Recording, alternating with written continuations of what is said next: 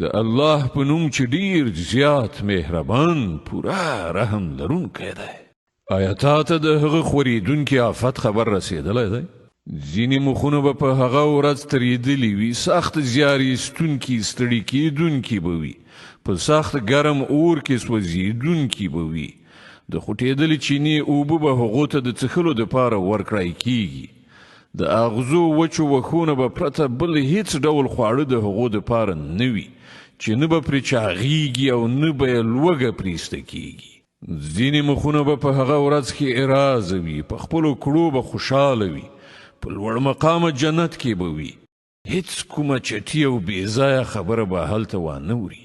په هغه کې به چینې بهیږي، په هغه کې به لوړه د ناستې ځایونه وي، ډکې پیالې به ایښودل شوي وي، پړ بالښتونه به قطار قطار ایښي وي او ښکلي فرشونه به غوړېدلي وي.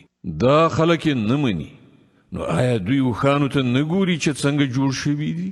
اسمان ته نه ګوري چې څنګه اوچت کړای شوی دی؟ غرونو ته نه ګوري چې څنګه خاښ درول شوي دي؟ او ځمکې ته نه ګوري چې څنګه غوړول شوې ده؟ ښه نو ای پیغمبره، نصیحت کوه. ته یوازې نصیحت کوونکی یې، هیڅ پر هغو زور زیاتی کوونکی نه یې. البته که څوک مخ واړوي او انکار وکړي نو الله به هغه ته درنه سزا ورکړي. بېشکه د دې خلکو راګرځېدل همدا زموږ لوري ته دي، بیا د هغو حساب همدا زموږ کار دی.